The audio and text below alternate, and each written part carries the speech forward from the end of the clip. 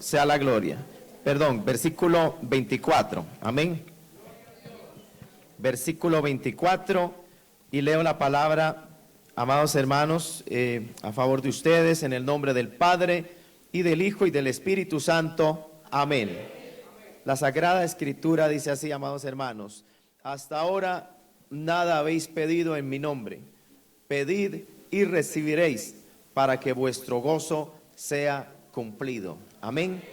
Oremos, amados hermanos. Padre eterno, en el te damos, Señor, toda la gloria, la adoración, la alabanza, el reconocimiento por tu gran bondad y misericordia.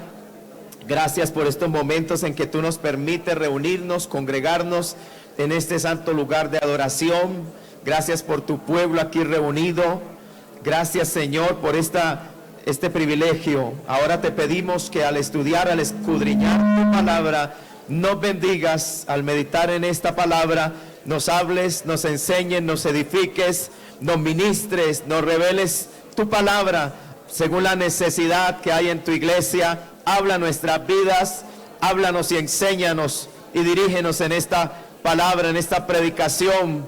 Te lo pedimos, Señor, ponemos nuestras vidas en tus manos, confiamos en ti, Rey de Gloria, que eres nuestro suplidor, nuestro ayudador, el que nos provee y nos da el alimento espiritual para gloria de tu nombre y edificación de nuestras almas. Gracias te damos por tu palabra esta noche otra vez, en el nombre de Jesús. Amén y amén. Gloria a Dios. Puede tomar asiento, amados hermanos.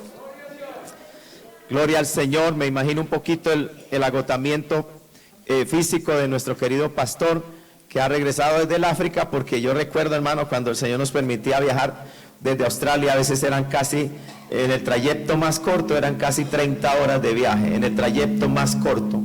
Había un tramo de vuelo que eran exactamente casi 15 horas en un avión, sin parar, desde que salía de Australia y se llegaba hasta los Estados Unidos o hasta Santiago de Chile, un trayecto que demora entre 14 a 15 horas. Y usted en un avión, hermano, que usted lo que quiere es ya que esto baje rápido, porque usted ya se siente, hermano, como, cierto, como entumido, alabado sea el Señor. Pero llegaba uno, hermano, con el cambio horario, después de casi 30, 36 horas de vuelo y de esperar en aeropuertos. Y luego, hermano, llegar aquí con un cambio horario de casi 16 horas, dependiendo de la época del año, 15 horas o 16 horas de diferencia en Australia con relación a Colombia. Así que cuando uno llegaba aquí, hermano, usted se sentía como que todo le daba vueltas. Duraba así uno casi una semana, que era de día y uno quería era estar durmiendo, y de noche como que se le abrían los ojos. Entonces eso agotan esos viajes. Dios bendiga y fortalezca a nuestros oficiales y todos los pastores que viajan realizando esa labor. Yo los admiro, y yo siempre he dicho, no, se necesita de verdad estar preparado por Dios para eso, porque no es fácil. Siempre oren mucho por su pastor. Amén, amada iglesia, por toda la familia pastoral, desde luego, porque también me imagino que queda una carga grande en nuestra querida pastora. Cada vez que su esposo, ¿verdad?, nuestro hermano Humberto, está viajando, ellas llevan esta responsabilidad grande también sobre sus hombros. Así que hay que orar por toda la familia, que Dios me los bendiga mucho y los ayude, ¿verdad?, en esta labor pastoral que el Señor les ha dado, y ministerial, en el caso de nuestro pastor también como oficial de la obra. Bien, mis amados, quisiera meditar por algunos momentos en un tema que lo he titulado Los grandes beneficios que nos otorga la oración. Amén, los grandes beneficios, un tema muy apropiado para la vida cristiana. Nosotros, hermanos, como creyentes, sabemos que es la oración, pero nunca debemos olvidar los beneficios que nos otorga Dios a través de la oración. A veces, hermano, hay tiempos en que hay altibajos en nuestra vida de oración, que mermamos en la oración, pero no debería ser así. Debemos mantener una constante búsqueda del rostro del Señor, sabiendo que de Él es que viene nuestra fortaleza, sabiendo de que esto nos ayuda a mantener una preciosa y continua comunión y a recibir bendición del Señor, hermano. Cada vez que estemos nosotros cerca de la presencia del Señor, entre más cerca estemos de la presencia del Señor, más bendecidos seremos. Aleluya. Si nos alejamos de la presencia del Señor, amado hermano, no, ahí no es donde hay bendición de Dios. Es cerca de la presencia del Señor, estar en una continua y constante comunión con nuestro Dios. Un escritor y pastor americano del siglo pasado escribía y él decía lo siguiente: nuestra pureza, nuestra fuerza, nuestra piedad y nuestra santidad solamente tendrán la fortaleza que tenga nuestra vida de oración. Oiga, esto es interesante oír esto. Alabado sea el Señor. O sea, en la medida que sea nuestra vida de oración, así será nuestra santidad, nuestra piedad, nuestra fortaleza. Y es verdaderamente, hermano, que cuando uno ve vidas descuidadas espiritualmente, si uno, ¿verdad? Como al médico que ausculta al paciente, va a descubrir que una de las falencias, que una de las circunstancias anómalas, ¿verdad? En la vida espiritual de la persona es que se ha alejado de la oración. Ha dejado la vida de oración. Recuerde que el Señor Jesucristo nos alertó, nos advirtió, nos amonestó y nos dijo: orad y velad para que no entréis en tentación. O sea, esa debe ser una constante en la vida del creyente. Este escritor decía: nuestra vida de santidad está en proporción, ¿verdad? Está proporcionalmente relacionada con nuestra vida de oración. Y eso es verdad, porque entre más uno se fortalezca en Dios y en oración, podrá resistir los ataques del diablo, podrá enfrentar las tentaciones. Eso es importantísimo para la vida cristiana. Gloria al nombre del Señor. Otro hermano dijo lo siguiente, escuche, tomé unas pequeñas notas porque me pareció muy interesante y es relacionado con este tema. Este hermano decía: nuestra vida de oración personal y como iglesia es el indicador para medir el nivel de nuestra vida espiritual. En ninguna otra parte se hace más evidente nuestra sequía espiritual y nuestra debilidad. Ningún hombre es más grande que su vida de oración. Y podríamos añadir, ninguna iglesia es más grande que su culto de oración. Sin embargo, otro escritor inglés que escribió un libro muy edificante titulado ¿Por qué tarda el avivamiento? ¿Por qué no llega el avivamiento? ¿Verdad? Él se llama Leonard Ravenhill y él escribió lo siguiente: la cenicienta de la iglesia de hoy es el culto de oración. Esta criada del Señor es despreciada y desechada porque no se adorna con las joyas del intelectualismo, ni las brillantes sedas de la filosofía, ni con la impresionante tiara de la psicología. Lleva los delantales de la sinceridad y la humildad y por lo tanto no teme arrodillarse. Amén. Y es verdad, amados hermanos, a veces tanto en nuestra vida personal, alabado sea el Señor, es como un termómetro nuestra vida de oración. Y a veces es preocupante, hermanos, que muchas veces en nuestras iglesias, y eso pasa muchas veces, el culto de oración es uno de los menos visitados por el pueblo de Dios. Y eso habla en un sentido, como decía este hermano, es impresionante. Bueno, esto es algo que es para todos. Decía que eso mismo viene a ser como medir, ¿verdad? Nuestra fortaleza, que es como medir nuestra fuerza o nuestra debilidad espiritual. Ninguna iglesia es más grande que su culto de oración y ningún hombre es más grande que su vida de oración. Por eso es importante la oración en la vida cristiana. Amén, mis amados. Pudiéramos hablar mucho más, pero el tema es los beneficios que nos otorga la oración. Voy a mencionarles uno de ellos, hermanos, el primero en esta noche. Escucha atentamente. La oración nos concede el privilegio de comunicarnos con Dios directamente y sin intermediarios.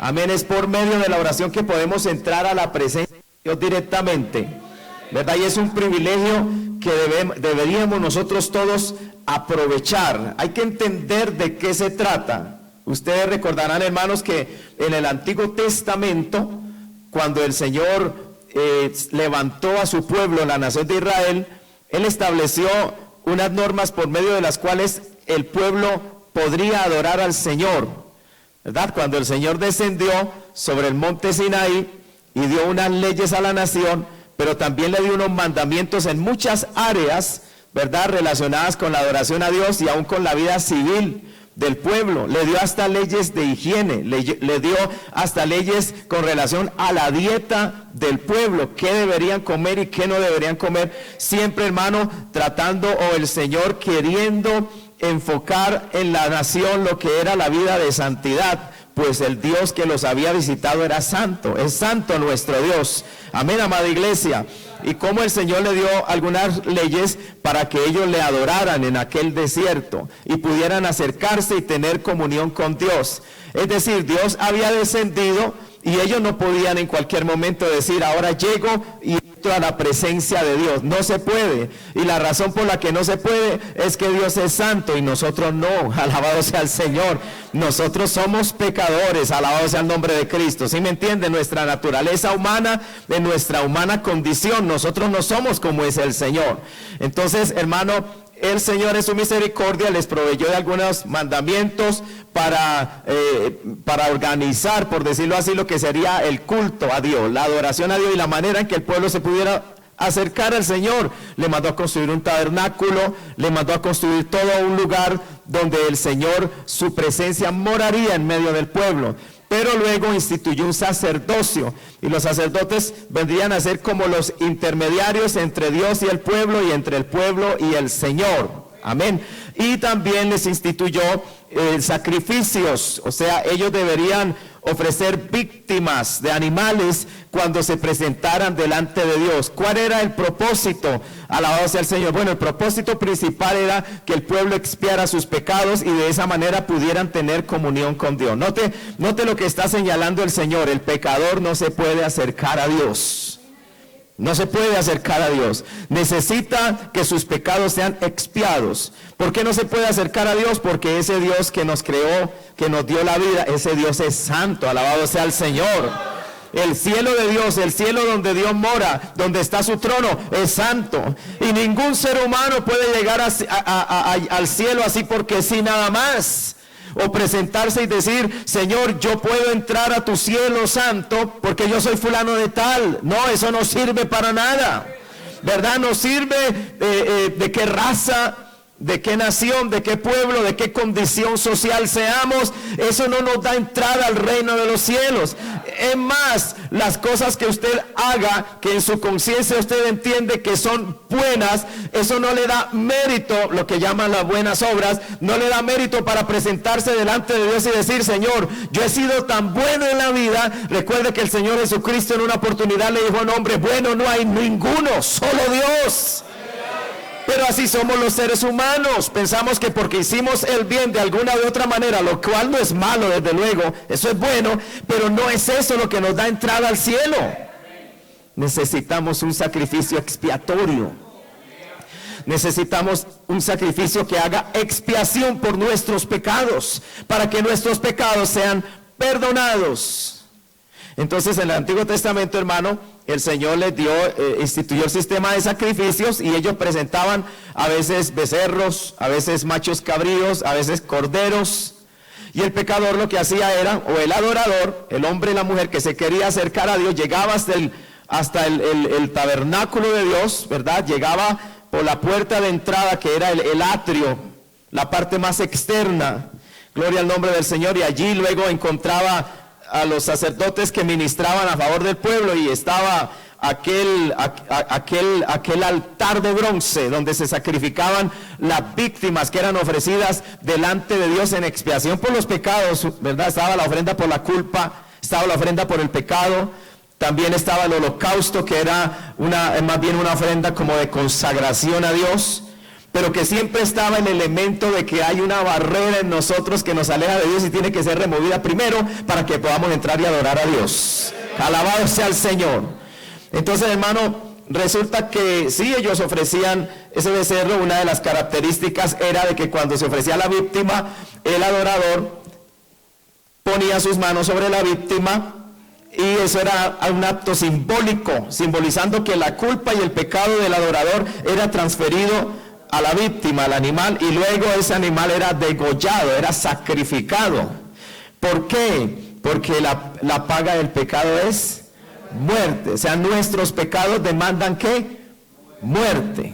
¿Sabía usted eso? La paga del pecado es muerte. Y alguien dirá, algún amigo dirá, pastor, ¿y eso para quién es? Para usted y para mí, para todos. ¿Verdad? No hay justo ni aun uno, no hay quien haga el bien y nunca peque. Por cuanto todos pecaron, todos están destituidos de la gloria de Dios. Y si todos hemos pecado, la paga de nuestro pecado es igual para todos. ¿Y cuál es? La muerte. Y eso en última instancia se está refiriendo a la condenación eterna. No solo la muerte física, sino la muerte eterna. Separados eternamente de la presencia del Dios Santo. por nuestro pecado.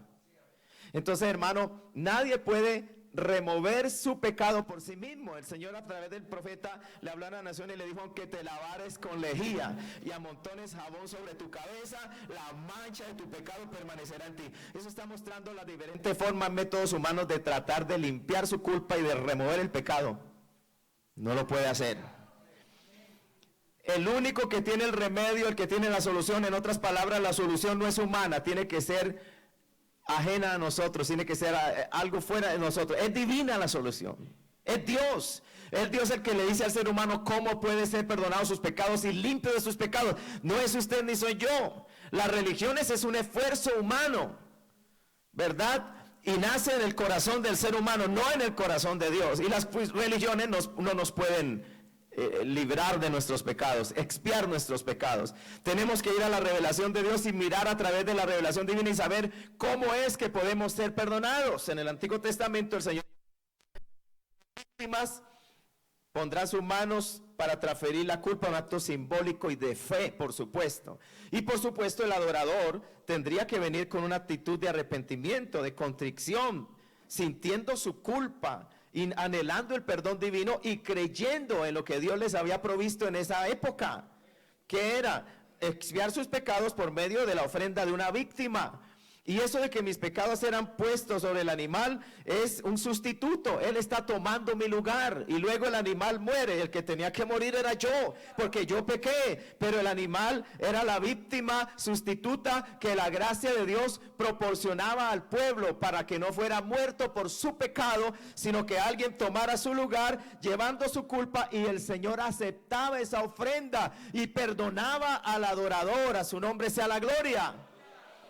Pero repito, no tendría que ser algo mecánico y vacío y sin corazón y sin fe y sin arrepentimiento. Cualquiera pudiera decir: yo ofendí a Dios, no hay problema, me consigo un ternero, un becerro, un macho cabrío y lo llevo y limpio. ¿Verdad? No, el Señor no miraba solamente la víctima que se ofrecía, miraba al adorador, miraba el corazón de la persona. Tiene que haber arrepentimiento y tiene que haber fe en el medio que Dios nos ha provisto para ser perdonados. Entonces, usted puede ver a través de la Biblia, vemos que esos animales, ¿verdad?, que se ofrecían en sacrificio para esa dispensación, para esa época, sí, el Señor aceptaba y perdonaba al pecador, perdonaba al adorador que venía a pedir perdón por sus culpas. Dios lo perdonaba, pero la Biblia da testimonio de que no eran desde luego sacrificios perfectos, porque eran sacrificios de animales. Y un animal no puede redimir a un ser humano. Amén.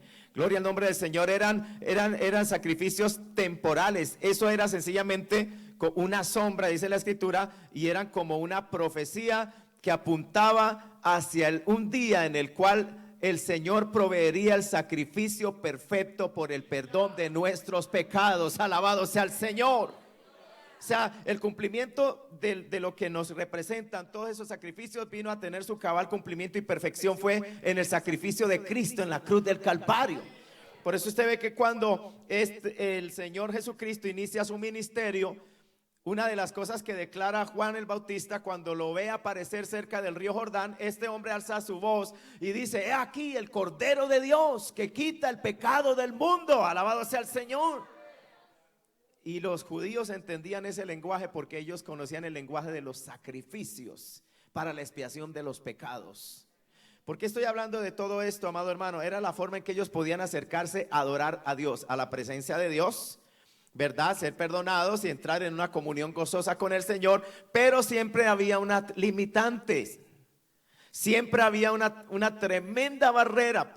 ¿Qué es lo que les quiero decir? Bueno, si usted ha examinado lo que es el tabernáculo en el Antiguo Testamento, la parte externa era el atrio donde se ofrecían los sacrificios, y habían otros objetos como el lavacro, ¿verdad?, usado por los sacerdotes antes de entrar a ministrar al lugar santo, donde se encontraba el candelero, ¿verdad?, el altar del incienso, la mesa de los panes de la proposición, y ahí solo podían entrar los sacerdotes, solamente el pueblo no. Entonces ya usted ve una limitante ahí para el pueblo. No todos podían entrar al lugar santo. Pero luego estaba la parte más interna, era el lugar santísimo. Y al lugar santísimo nadie podía entrar. Nadie podía entrar, hermano. Allí estaba colocada el arca del pacto, ¿verdad? Allí dentro del arca estaban las tablas de la ley, la vara de Aarón que reverdeció, el maná. Gloria al nombre del Señor, una muestra del maná que Dios le dio en el desierto. Y sobre el arca del pacto, la tapa del propiciatorio, el propiciatorio, la tapa del arca.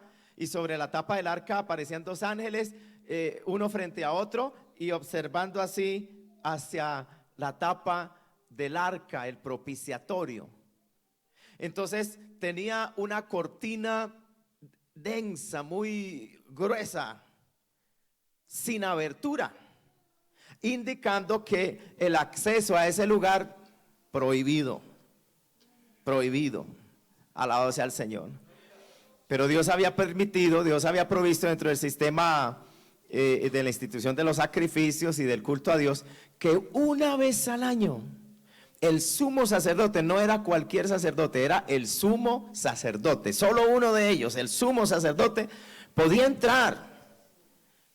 Solamente podía entrar por unos momentos.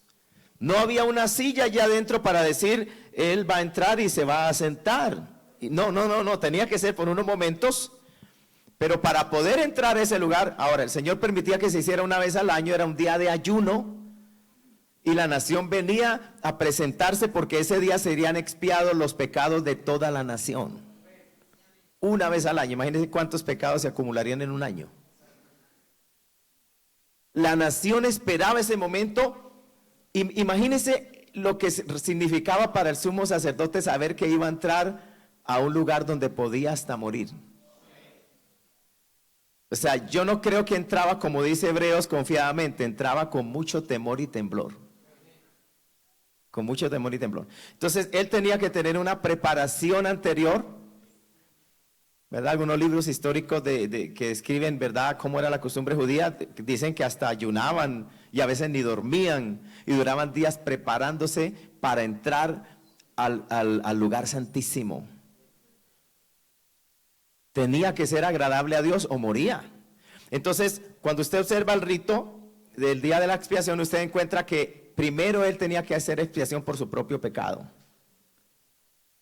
El sumo sacerdote no podía tampoco entrar así nada más, vengo a presentarme por el pueblo, no, tenía que hacer expiación por su propio pecado, ofrecer una víctima, derramar su sangre, luego tomar esa sangre y entrar detrás del velo. Se dice, amado hermano, leí en una ocasión que puesto que no tenía una abertura, se dice que entraba por un costado del velo y con un incensario. El incensario le proveía como una cubierta para protegerlo. O sea, él ofrecía incienso y salía una nube de incienso que era como una cortina que lo cubría. No podía mirar directamente al propiciatorio. Él entraba luego con la sangre y rociaba sobre el propiciatorio. Y si después de esto él podía salir vivo, qué tremendo, ¿no? Significaba que había agradado a Dios, que sí estaba preparado. Entonces luego iba y ofrecía un sacrificio determinado por Dios por toda la nación. Entonces él ahora ya nuevamente sacrificaba otra víctima, derramaba su sangre y entraba nuevamente detrás del velo y rociaba esa sangre sobre el propiciatorio y luego salía, no podía permanecer allí. Eso tenía un significado, significa sencillamente de que el trabajo no estaba concluso, tendría que estar regresando año tras año a ofrecer sacrificios por los pecados. Pero cuando Cristo entró al lugar más santo, santísimo, se sentó a la diestra del Padre. La obra estaba completa. No hay necesidad de más sacrificios. Alabado sea el Señor. ¿Cuántos alabamos a Cristo, amados hermanos? A su nombre sea la gloria. A su nombre sea la gloria para siempre. En la vestidura del sumo sacerdote habían unas campanillas que tenían un sonido. Y cuando el pueblo oía a los sacerdotes alabando a Dios y esas campanillas, el pueblo se iniciaba en una fiesta de gozo en la nación, porque decían: Dios ha aceptado el sacrificio, nuestros pecados han sido expiados, y se convertía en un gozo en la nación. Pero hermano, ¿cuántas veces de pronto en los hogares hebreos algún niño tuvo que decirle al papá, porque ellos les enseñaban de Dios a sus hijos, era mandamiento de Dios? Entre otras cosas, hermanos, haciendo un paréntesis, ¿quiénes son primeramente los llamados por Dios a enseñar la ley de Dios y de Dios a sus hijos? ¿No es el maestro de escuela dominical? ¿No? ¿El pastor? ¿Cómo dijeron? Sí, los padres. Son los primeros y los de mayor responsabilidad. Nosotros los padres. O sea, nunca deleguemos esa responsabilidad a otro. No. Asuma su responsabilidad. Usted es padre, usted es madre. Esa responsabilidad es suya primero. De enseñarle el temor reverente a Dios, de enseñarle la palabra de Dios, de enseñarle de Dios a su hijo. Usted dice, yo lo llevo media hora al culto, a 1 hora los domingos y allá me le enseña de Dios. O sea que pasa toda la semana y usted no le enseña nada de Dios. No puede ser. Bendito sea Dios, pero era un paréntesis nada más, porque ese no es el tema. ¿Cuántos alabamos a Cristo, hermanos? Cristo vive, a su nombre gloria. Pues hermano, resulta que estábamos entonces que, bendito sea el Señor. Mire que la memoria nos falla a veces, ¿no? ¿Cómo? Sí, pero que decía yo que a veces de pronto algún niño de un hogar hebreo alguna vez tuvo que decirle a preguntarle a su papá, ¿cómo es Dios o dónde está Dios? Quizás aquel padre creyente, temeroso de Dios, le dijo, hijo, allí en ese tabernáculo mora Dios. Dios está con nosotros. Papá, ¿podemos ir a ver a Dios? No, hijo. ¿Por qué no podemos ir a ver?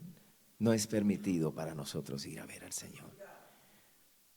¿Y en qué parte está el Señor? En la parte más interna de esa tienda que está allí en el desierto. Tal vez algún día algún padre pudo decirle a su hijo, si ves esa nube que se levanta, esa es la nube de la gloria de Dios. Ese símbolo de su presencia en medio de nosotros. Y ahí donde desciende esa nube, allí desciende sobre el arca, el propiciatorio, ahí mora la gloria y la presencia de Dios en medio de su pueblo. Pero no podemos entrar, papá, no podemos entrar. Y pasaron generaciones de hebreos sin jamás poderse acercar a la misma presencia de Dios. Nunca, no podían. Mas, sin embargo, Dios moraba en medio de su pueblo y el pueblo podía adorarle, pero entrar libremente al lugar santísimo. Pero miles de años después, gloria al nombre del Señor, o cientos de años después, sobre una cruz en un lugar llamado el Calvario, en el Gólgota, el Hijo de Dios hecho carne, encarnado, llevando nuestros pecados sobre la cruz del Calvario, tomando el lugar que cientos de víctimas tomaron en el Antiguo Testamento como sustituto de un adorador que, reconociendo su culpa y su pecado, quería acercarse a Dios y tener comunión con Él. Ahora ese sacrificio llevaba los pecados de todos. ¿Cuántos bendecimos a Cristo? Allí se llevaron sus pecados, allí Él llevó sus pecados. Allí Él llevó mis pecados sobre la cruz del Calvario. Todos mis pecados, todos sus pecados fueron puestos sobre Él, sobre la cruz del Calvario. Es el medio que Dios ha provisto para la salvación del ser humano. No hay otro. Por eso ninguna religión salva. No hay otro nombre dado a los hombres en quien podemos ser salvos. Solo en el nombre de aquel que murió sobre la cruz del Calvario. Es el único sacrificio perfecto provisto por Dios que ha podido llevar nuestros pecados. María no llevó nuestros pecados. Nadie más llevó nuestros pecados. El único sin pecado y que fue ofrecido como sacrificio perfecto sobre una cruz para llevar los pecados del mundo, dice la Sagrada Escritura, para hacer expiación por nuestros pecados, fue el sacrificio que Dios mismo proveyó en la persona de su Hijo amado Jesucristo. Y Él tuvo que descender desde los cielos, dejar su trono, dejar su gloria, dejar la adoración de los ángeles y venir a este mundo y tomar forma de hombre, como dice el libro de los Filipenses, hablando de la encarnación, y habitar en medio de los hombres, quienes le rechazaron y le menospreciaron, le vituperaron, le crucificaron. Mas sin embargo, también el Evangelio da testimonio, los creyentes dicen, y vimos su gloria, gloria como el unigénito del Padre, lleno de gracia y de verdad. El Hijo de Dios, ¿verdad?, andó sobre esta tierra. Su misión era, hermano, ¿sabe cuándo termina la misión del Señor Jesucristo? Cuando en la cruz del Calvario Él alza su voz y dice, consumado es. Esa era su misión, hacer expiación por nuestros pecados. Pero ese día, dice la Escritura, que cuando el Señor expiraba y encomendaba su espíritu al Padre sobre la cruz, algo sucedía en el templo en Jerusalén.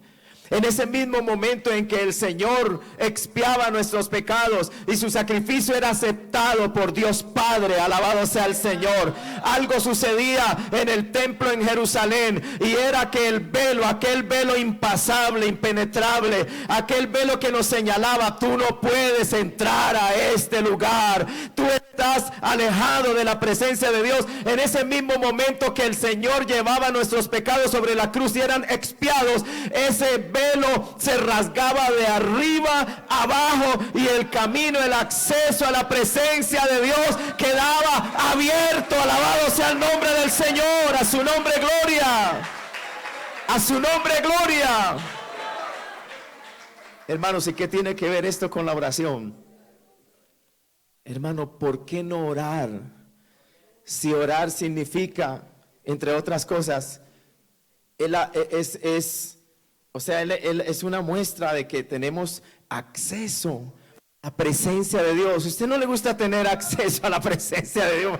¿Verdad? Que, por decirlo así, a usted no le gusta estar en la presencia de Dios. Usted dice, hermano, yo soy flojo para la oración. ¿Cuántos hebreos en la antigüedad quisieron entrar detrás de ese velo y no podían? Usted hoy puede, yo hoy puedo. Gracias al sacrificio de Cristo, al derramamiento de su sangre sobre la cruz, el camino está abierto. Yo puedo entrar y tener acceso a la presencia de Dios. Significa, puedo tener comunión perfecta con Él. La barrera que me lo impedía, mi pecado, ha sido lavado, limpiado, removida mi culpa, y puedo entrar confiadamente, no con temor ni con temblor, no pensando que seré juzgado y que caeré muerto ante la santidad de nuestro Dios, sino que mi pecado ha sido expiado, y el Señor en su gracia, por medio de su sacrificio en la cruz, ha abierto el camino y me concede el grandísimo privilegio de entrar a la presencia de Dios y allí adorar a su nombre. Sea la gloria. Cada vez que un creyente se arrodilla, sea en el hogar, sea en el templo, cada vez que un hombre, que una mujer de Dios se postra y derrama sus lágrimas y su corazón, lo que usted está haciendo es entrando al trono de Dios, entrando a la presencia del Dios que mora en los cielos. Por medio del sacrificio de Jesucristo tenemos acceso cualquier día, en cualquier momento, en cualquier lugar. No importa si usted está aquí o mañana viaja al otro lado del mundo, allí usted tiene acceso a la presencia de Dios. A su nombre sea la gloria. Hermano, en la antigüedad, para entrar a la presencia de un rey, no podía ser cualquier persona y no podía ser en cualquier momento. Pero nosotros entramos a la presencia del Rey del universo, del Rey de reyes, del Rey más grande y más poderoso, del Rey santo, del Rey majestuoso, del Rey sublime, y en cualquier momento. Gloria al nombre del Señor. Si usted mira, hermano, en Hebreos capítulo 4 estábamos hablando, ¿verdad?, los beneficios que nos otorga la oración. Y yo colocaba, hermano, yo sé que el tiempo no nos da para desarrollar todo, pero el primero era la oración nos concede el privilegio de entrar, de comunicarnos directamente. Bueno, por medio de la oración, ¿verdad?, estamos entrando a la presencia de Dios. La obra ya fue hecha. La obra ya fue hecha por el Señor Jesucristo. Pero si vamos a Hebreos capítulo 4, verso 14, amado hermano, gloria al nombre del Señor. Hoy cantábamos, yo entro al lugar más santo, amén, a través del Cordero de Dios. Verso 14 dice, por tanto, teniendo un gran sumo sacerdote que traspasó los cielos. Note En la antigüedad el Señor instituyó el sacerdocio y quien podía entrar al lugar santísimo una vez al año era el sumo sacerdote, pero aquí se nos habla de un gran sumo sacerdote. Y no que traspasó el santuario terrenal, sino que traspasó los cielos. Porque el sumo sacerdote terrenal cruzaba el atrio, cruzaba el lugar santo y entraba al lugar santísimo una vez por año. El Señor Jesucristo, hermano, ascendió a los cielos, ¿verdad? Resucitó de la tumba, pero luego, después de 40 días, hermano, de ministrar a sus discípulos, ascendió a los cielos y se sentó a la diestra del Padre. O sea, entró al lugar santísimo en los cielos, al lugar que realmente es el lugar santísimo, del cual el lugar santísimo terrenal era solo una sombra, una figura, ¿verdad? Una sombra nada más del verdadero tabernáculo de Dios, donde mora la presencia de Dios en los cielos. Pues el Señor Jesucristo, que es nuestro gran sumo sacerdote, y recuerde que una de las funciones del sumo sacerdote era interceder por su pueblo, ser el mediador entre Dios y su pueblo y entre el pueblo y Dios. Y por eso usted ve que en las vestiduras del sumo sacerdote, en el pectoral donde estaban esas piedras, verdad, preciosas, cada uno con uno de los nombres de las 12 tribus de Israel, allí estaban sobre su corazón, como llevándolos en intercesión delante del Señor cuando entraba al santuario a interceder por la nación. También sobre sus hombros estaban, gloria al nombre del Señor, los nombres de las 12 tribus de Israel. O sea, era un intercesor. Ahora, ¿qué sabe usted que está haciendo nuestro gran sumo sacerdote en los cielos por nosotros? ¿Qué está haciendo, amado hermano? Intercediendo. ¿Cada cuánto está intercediendo? Continuamente. Alabado sea el Señor. A su nombre, gloria. ¿No esa es una garantía para nosotros, hermanos? Recuerde que el Señor le dijo a Pedro: Pedro, Satanás os ha pedido para zarandearos, pero yo he rogado por ti, alabado sea el Señor, que tu fe no falte, ¿cierto? El Señor intercedió por Pedro, hoy está eternamente intercediendo por usted y por mí en los cielos. El gran sumo sacerdote que intercede por su pueblo. Gloria al Señor. Y el sumo sacerdote terrenal entraba al lugar santísimo terrenal, pero el Señor Jesucristo entró a la misma presencia de Dios Padre en los cielos. Por eso dice, teniendo un gran sumo sacerdote que traspasó los cielos, Jesús, el Hijo de Dios, retengamos nuestra profesión. En otras palabras, perseveremos en esta fe, en lo que hemos creído. ¿Por qué? Tenemos uno que intercede por nosotros en los cielos. ¿No ese es un aliento para seguir adelante, hermano? Teniendo un gran sumo sacerdote que traspasó los cielos, ¿qué hacemos con? Usted dice, hay dificultades, hermano, el camino se pone difícil, la lucha está fuerte, estoy siendo tentado. El mensaje del Señor es, usted tiene un gran sumo sacerdote que traspasó los cielos. Retenga su profesión. En otras palabras, retenga su fe, no desmaye, persevere. A su nombre sea la gloria. Pero alguien dirá, hermano, pero es que solo Dios sabe lo que a mí me está sucediendo. Y de verdad, solo Dios lo sabe, gloria al nombre del Señor. Pero quiero que vea lo que dice el siguiente versículo, aleluya. Dice el verso 15, porque no tenemos un sumo sacerdote que no pueda compadecerse de nuestras debilidades, sino uno que fue tentado en todo, según nuestra semejanza, pero sin pecado. A su nombre sea la gloria. ¿Por qué dice que fue tentado en todo según nuestra semejanza y que por ello Él puede compadecerse de nosotros? Porque Él también se vistió con este cuerpo de carne que usted y yo tenemos.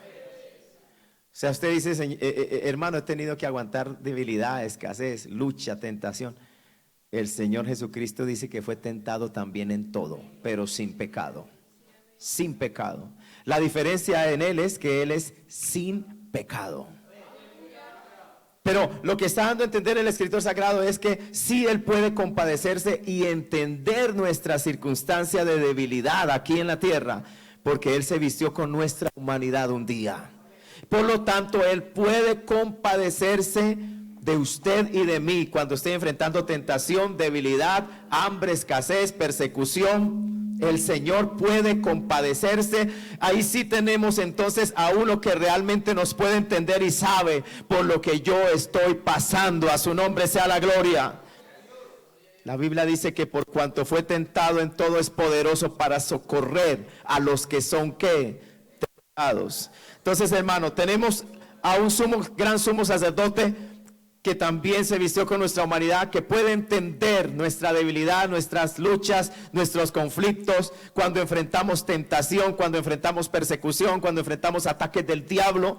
Amén. Él lo puede entender y por lo tanto puede compadecerse de nosotros, y que está intercediendo continuamente por usted y por mí. Entonces, ¿usted por qué va a caer? Entonces, ¿usted por qué va a volver atrás? Entonces, ¿usted por qué está vacilando en el camino? Entonces, ¿por qué usted está diciendo yo ya no voy a poder? Cambie su manera de pensar en esta noche y crea a la palabra de Dios y gócese en el nombre de Jesucristo, y más bien levante sus manos y dele gloria y diga: Señor, tú eres mi intercesor en los cielos, y realmente lo que he estado sintiendo y viviendo, tú lo entiendes, tú lo conoces, tú lo sabes.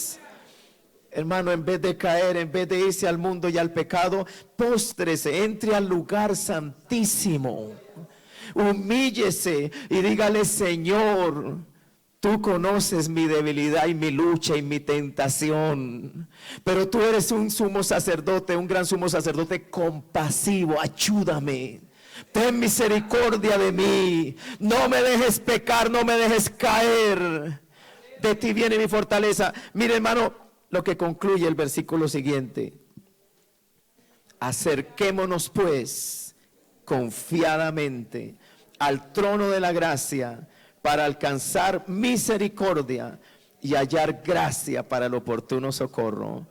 Mire, hermano, lo que el Señor nos presenta aquí. Está siendo tentado, está lleno de luchas, de conflictos, te has sentido triste, debilitado, ¿verdad? Han venido dudas, han venido pensamientos que no son de Dios. Hay un conflicto, hay una batalla que estás luchando. Quiero recordarte en esta noche, primero, que tú tienes acceso a la presencia de Dios, al trono de Dios. Segundo, que allí el Hijo de Dios está sentado a la diestra del Padre, intercediendo por tu vida, y que Él puede compadecerse de nuestras debilidades. Él sabe la debilidad por la que tú estás atravesando. El conflicto que estás viviendo esta noche, el Señor lo sabe. Por lo tanto, el escritor sagrado nos anima y dice: por lo tanto, hermanos, en vez de apartarnos, en vez de alejarnos, en vez de retroceder, en vez de desmayar, en vez de dejar de retener nuestra profesión, más bien acerquémonos. Alabado sea el Señor, ¿verdad? Acércate. En los días de tentación, en los días de conflicto, ¿qué tienes que hacer? Acércate. Alabado sea el Señor. No huyas, no retrocedas, no desmayes. Más bien entra al trono de la gracia, acércate a la presencia de Dios. Allí está un gran sumo sacerdote que intercede por ti, un gran sumo sacerdote que conoce tu lucha y tu debilidad, un sumo sacerdote que tendrá de ti misericordia porque es compasivo, dice la Sagrada Escritura. Si usted lo puede creer en esta noche, no se aleje más, acérquese, venga en esta noche, corra a la presencia del trono de la gracia, porque la Biblia dice que ya no es un trono de juicio, no es un trono de ira, es un trono de misericordia. Acerquémonos confiadamente al trono de la gracia para alcanzar misericordia y hallar gracia para el oportuno socorro. No sé cuántos esta noche estarán necesitando esa gracia, esa misericordia, ese oportuno socorro. Yo le voy a invitar por un momento, hermano, a estar de pie. Incline su rostro. Yo quiero que oremos. El tiempo ha pasado, mis amados, pero en esta noche hay aquí un gran privilegio. Tú puedes entrar a la presencia del Señor. Tú te puedes acercar al trono de la gracia. Si hay algún hermano, alguna hermana aquí en esta noche que está enfrentando gran lucha, gran conflicto, ¿por qué no te acercas al Señor esta noche y le crees a Él y a su palabra y le dices: Señor, ahora entiendo, aleluya, no hay razón para mi temor, no hay razón para mi desaliento, no hay temor para mis dudas, o más bien no hay razón para mis dudas, no hay razón para perder la esperanza. el camino está abierto, tengo acceso a tu presencia y tú eres mi Señor, mi intercesor, el que intercede por mí. Ayúdame, hermano, acércate en esta noche, no te alejes. No le des la espalda a Dios. Esa no es la solución. El consejo de Dios a través de su palabra en esta noche es: acércate, alabado sea el Señor. Ven al trono de la gracia. Allí hay un sumo sacerdote, un gran sumo sacerdote compasivo, misericordioso, que intercede por ti ante el Padre. Amados, ore al Señor. Pero si hubiere alguna vida que desea venir al altar, vamos a orar por usted, hermano, hermana. Si estás enfrentando luchas, dificultades, pruebas, adora a Dios, amada iglesia, y pide la fortaleza del Señor. Padre, estamos delante de tu presencia en esta preciosa noche. Padre, gracias, Señor, por tu bendita palabra.